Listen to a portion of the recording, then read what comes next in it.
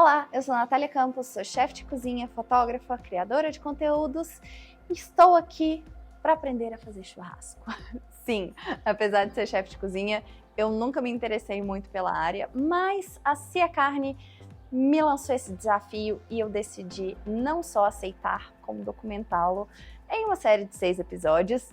E hoje a gente vai aprender a fazer lombo grelhado. Mas para isso, né? Quem viu o primeiro episódio já sabe, eu trouxe um convidado muito especial, que é o chefe André Correia. Vem cá, André. Olá, Tá joia? tudo bom? E hoje nós vamos aprender a fazer lombo. Claro.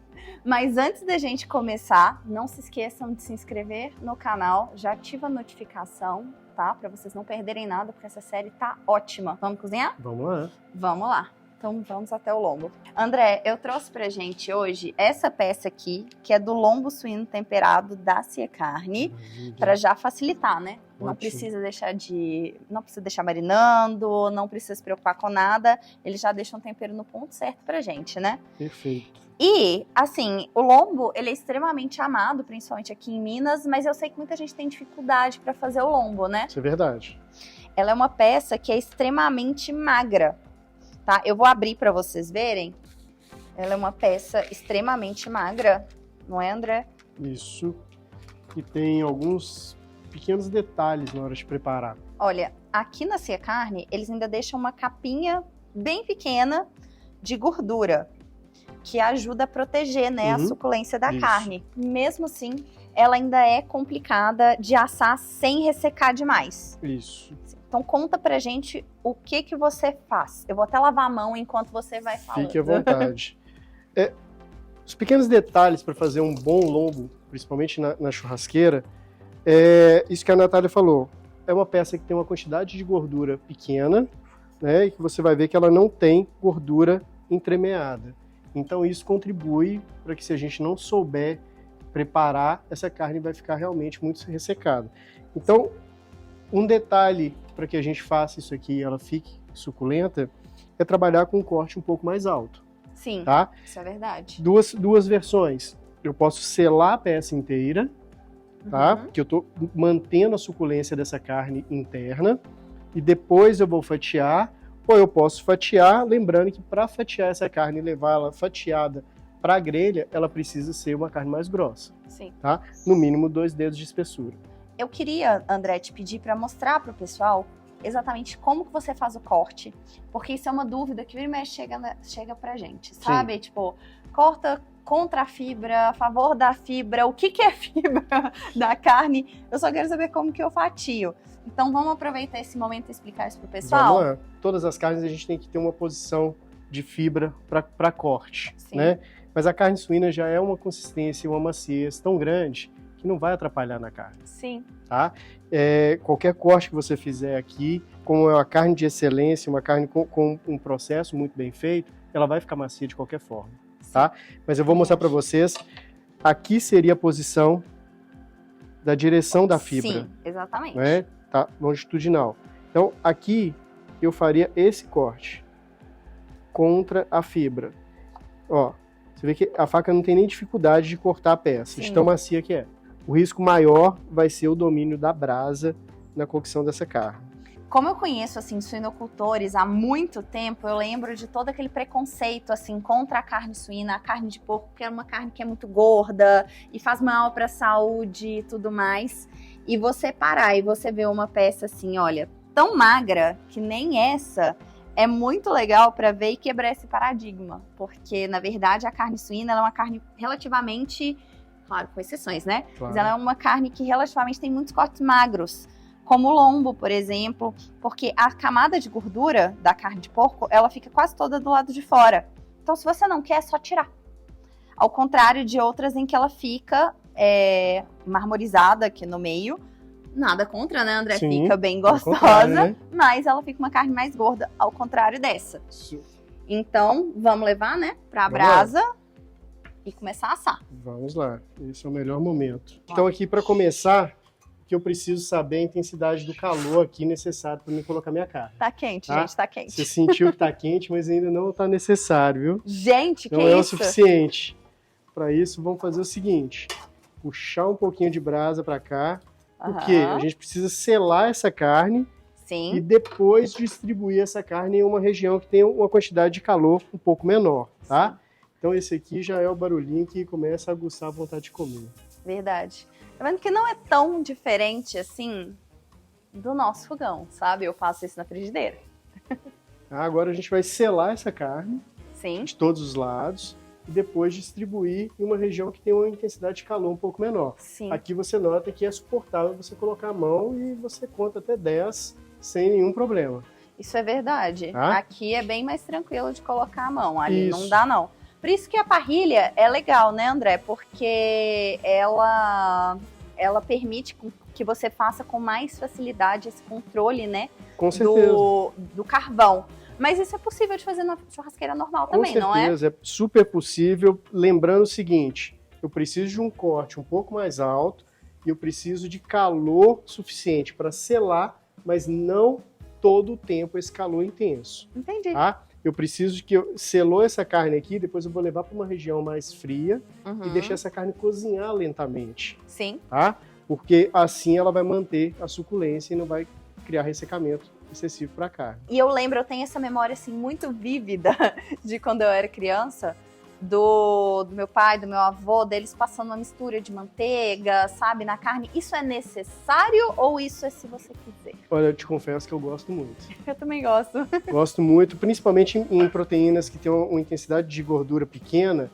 Essa gordura extra que a gente for pincelar aqui vai trazer condução de calor para essa carne e mantendo a hidratação dessa carne. Verdade. Tá? Então ajuda bastante esse processo. Pode ser manteiga, pode ser a própria gordura do porco, a banha de porco que você tem. Exatamente. Um fio de azeite, tudo isso vai ajudar a conduzir calor e vai ser super positivo para a carne. Depende do sabor que você quer trazer, né? Depende do sabor. Exatamente. Depende do sabor. Ótimo. Tá? Já tá na hora de virar? Então, vamos ver aqui como já tá. Olha que lindo. Já criou as marquinhas. Tá mesmo. Amigo, chega perto. Ó. Tá vendo? Eu não posso deixar essa carne esturricar. Então eu preciso ir fazendo isso aos poucos. Né? Sim. Nota-se que atrás tem uma intensidade de calor um pouco maior. Então o que eu faço? Puxo um pouquinho de brasa para frente aqui. Ótimo. Né? Para que todos recebam a mesma intensidade de calor. E aí agora a gente vai monitorando essa carne aqui para que ela tenha distribuição de calor uniforme para todas. Não, ótimo. Já tá começando a cheirar e tá cheirando muito bem.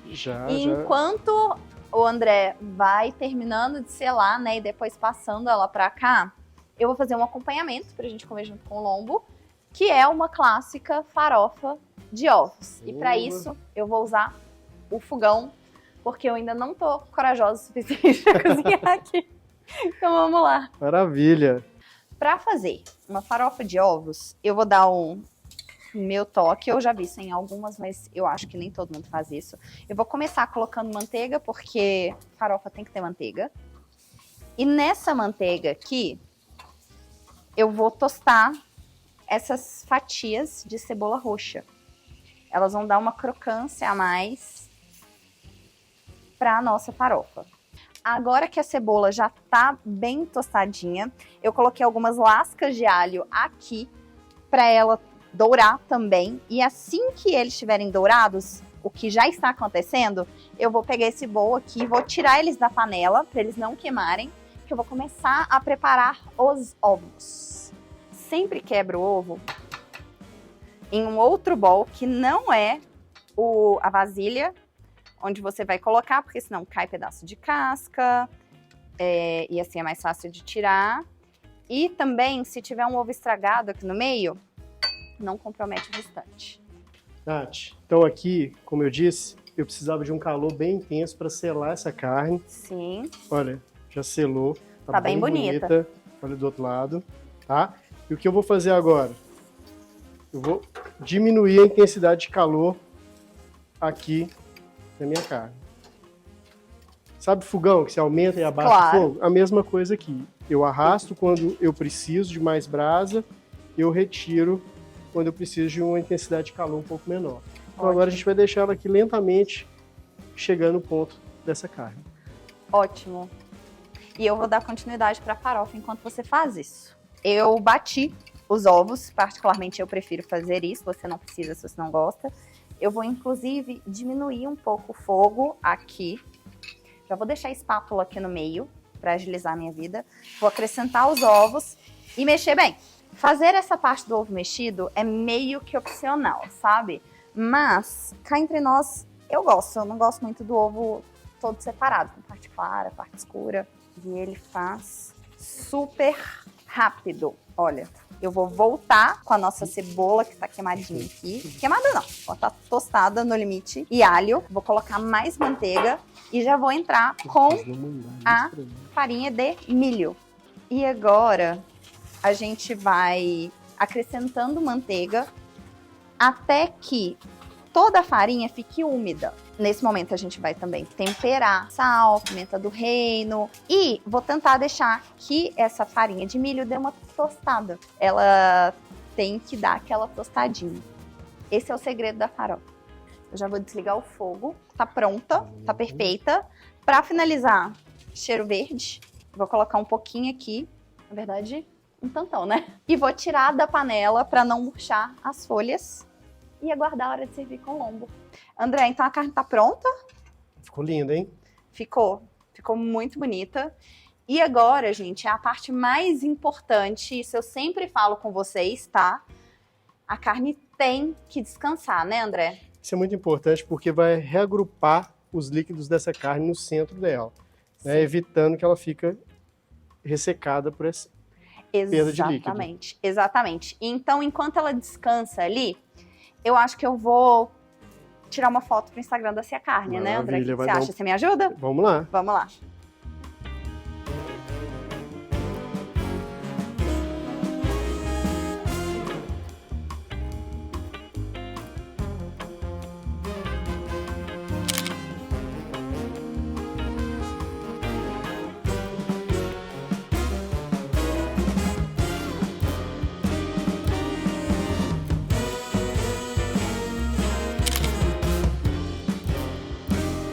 Aqui tá o nosso lombo assado perfeitamente, sem estar rosado no meio.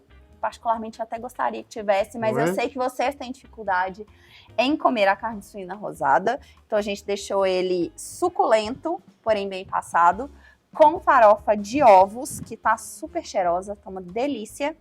E antes da gente almoçar, né, André, porque eu tô com fome. Eu também estou. Não se esqueça de se inscrever no canal, já ativa as notificações para vocês não perderem nada e deixa um like nesse vídeo, porque semana que vem a gente volta com mais churrasco com a melhor carne suína do Brasil, né? Cia Carne. Até mais. Tá perfeito, tá muito bom. Ficou bom mesmo. Ótimo.